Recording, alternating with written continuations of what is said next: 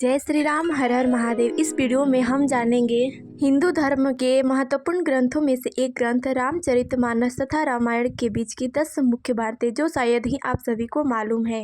वह कौन कौन सी ऐसी बातें हैं जो रामायण तथा रामचरितमानस में अंतर करती हैं। पहला अंतर है लेखक तथा भाषा का। रामायण की रचना महर्षि वाल्मीकि जी ने की थी, जबकि रामचरितमानस की रचना गोस्वामी तुलसीदास जी ने की थी। रामायण की रचना संस्कृत भाषा में हुई है, जबकि रामचरितमानस की रचना अवधी भाषा में हुई है। हालांकि कई लोग रामचरितमानस की भाषा को अवधी भाषा मानते हैं, तो वही कई लोग भोजपुरी भाषा मानते हैं। वही कुछ लोग बुंदेली तथा भोजपुरी एवं अवधी भाषा का मिश्रण मानते हैं। दूसरा अंतर है श्लोक तथा चौपाइयों का। रामायण संस्कृत भाषा में रचित होने के कारण एक महाकाव्य है। इसमें श्लोक तथा सर्ग है। रामायण में कुल 24,000 श्लोक है तथा 500 सर्ग और 7 कांड है। वहीं रामचरितमानस में 27 श्लोक, 4,608 चौपाई, 1,074 दोहा, 207 सोरठा तथा 86 छंद है। तीसरा अंतर है काल अर्थात समय का। महर्षि वाल्मीकि जी ने रामायण की रचना प्रभु श्री रामचंद्र जी के जीवन काल में की थी। भगवान राम का समय 5114 ईसा पूर्व माना जाता है।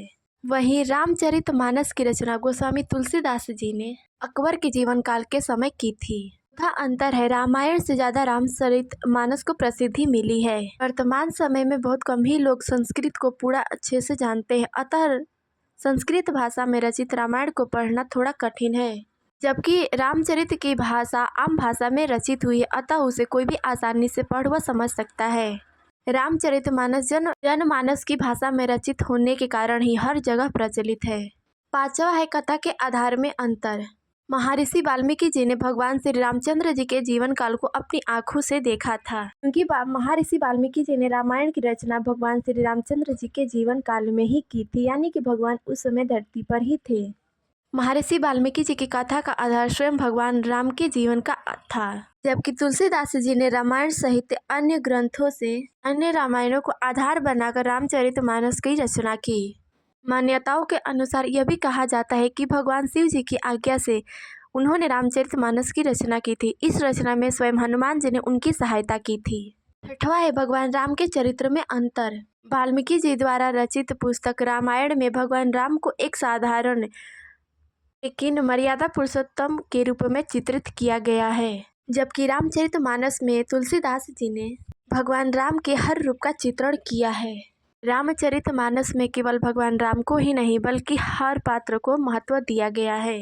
तुलसीदास जी ने रामचरितमानस को एक महानायक के रूप में चित्रित किया है। सातवां है रामायण तथा रामचरितमानस का अर्थ।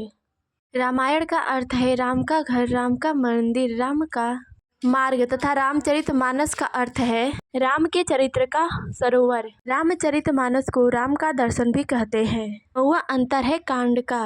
रामचरितमानस में आखिरी के पहले कांड को लंका कांड कहा गया है, जबकि रामायण में आखिरी के पहले कांड को युद्ध कांड कहा गया है। नौवां अंतर है ऋषि तथा भक्त की लिखी गई, अर्थात ऋषि तथा भक्त की रचना में अंतर। महर्षि वाल्मीकि जी भगवान राम के प्रशंसक जरूर थे, किंतु वे उपासक भगवान शिव के थे। उन्होंने भगवान शिव की मदद से ही रामायण को लिखा था, जबकि तुलसीदास जी भगवान श्री रामचंद्र जी के अनन्य भक्त थे और उन्होंने स्वप्न में हुए भगवान शिव की आज्ञा से रामचरितमानस की रचना की थी। 10वां अंतर है घटनाओं का। जब भी आप रामायण तथा रामचरितमानस का अध्ययन करेंगे तो कुछ घटनाओं का अंतर आपको देखने को मिलेगा, जैसे कि जब बाग में भगवान श्री रामचंद्र जी तथा माता जानकी जी मिलते हैं, तब माता जानकी माता गौरी से प्रार्थना करती हैं। यह वर्णन रामचरितमानस में मिलता है, जबकि रामायण में इसका कोई वर्णन नहीं है। यह थे कुछ अंतर जो कि रामायण तथा रामचरितमानस में आते हैं। इस वीडियो में बस इतना ही। मिलते हैं अगले वीडियो में, तब तक के लिए जय श्री राम, हर हर महादेव।